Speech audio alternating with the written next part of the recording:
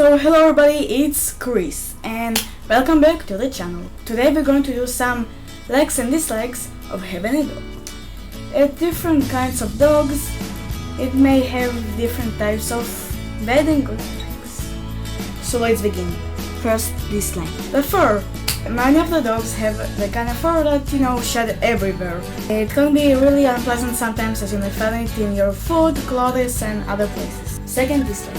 Sometimes you may have to walk him a lot of times, as you know, especially the type of energetic dogs. If you don't walk it enough, it will ruin a house, especially for the pups.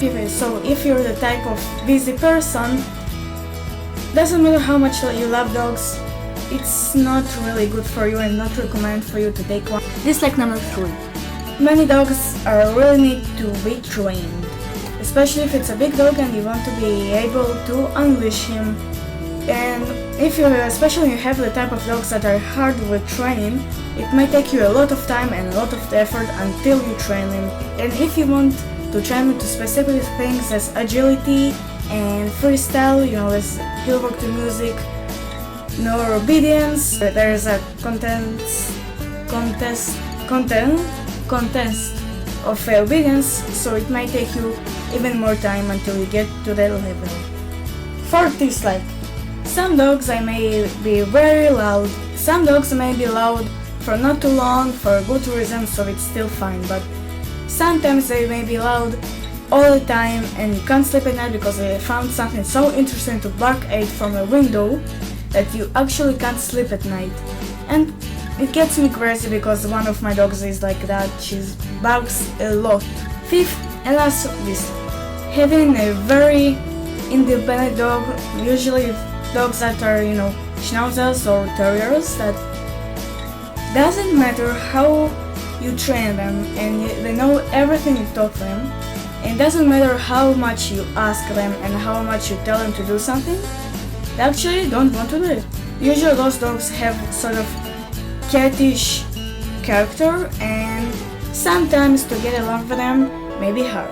As you know, I have terriers, and it's really hard to maintain a dog like that if you don't really have the patience to make them do whatever they need to do, is listen to you and come to you when you call them, and not to run off to some place you can't find them, or do something they shouldn't do, like eating my shoes and charges of phones. And now likes. First like.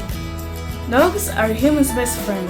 Every time you have hardship, every time you're crying, the dogs will be always there. When humans won't be, your dogs will. Like number 2. Dog is also a good opportunity to meet new people. If you walk with them to parks and you meet other people with dogs, if you compete with them in, dog shows, he'll work to music, agility, obedience, or anything else, you always can meet there and new friends. Nika's best friend is from dog shows, and they're best friends for who knows how many years. Like number 3. They can be very fun. Each dog do some very stupid things, and it's very nice to laugh at them and play with them, and it's a lot of joy to your life. For example, our Zeta, which is the oldest dog in the house, once Nika's mom played with her, the ball got stuck somewhere and Zeta tried to stop, and she sort of fell, something like that. Nothing happened to her, but it looked funny, so Nika's mother laughed. The Zeta stood up, looked at her, and she was like, "You laughed at me? Nice." Went to the bed and decided that she doesn't want to play anymore. Nika's mom just came, hugged her, told her they're sorry, tried to play with her again. Zeta like, nope. And each dog has something like this that you may laugh for the rest of your life because it's really funny. Like number 4, working dogs. And as we return to the part of training, you may train to your dog to do some things that you are not able to do. It goes especially to the purebred dogs, which were bred for working types. Herding, guarding, watching, hunting, therapy dogs, police dogs, military dogs, and everything like that. Each dog you may train to so many things that may help you with your life. They're working with disabled, they're working with crime, they're working with everything. And that is just awesome.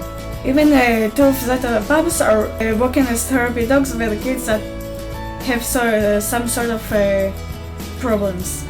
Fifth and last one, it's just the best companion ever. You always have someone to talk to be with him, someone that will always understand you. Where people can come and go, dogs will be always for you there. And if you don't find someone human to talk to, can always talk to your animals.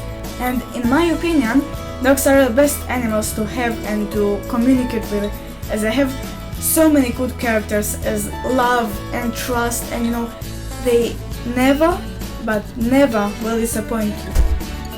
So it was me, Chris, and I hope you liked the video. Put some thumbs up and subscribe, and I'll see you in the next video. Bye bye!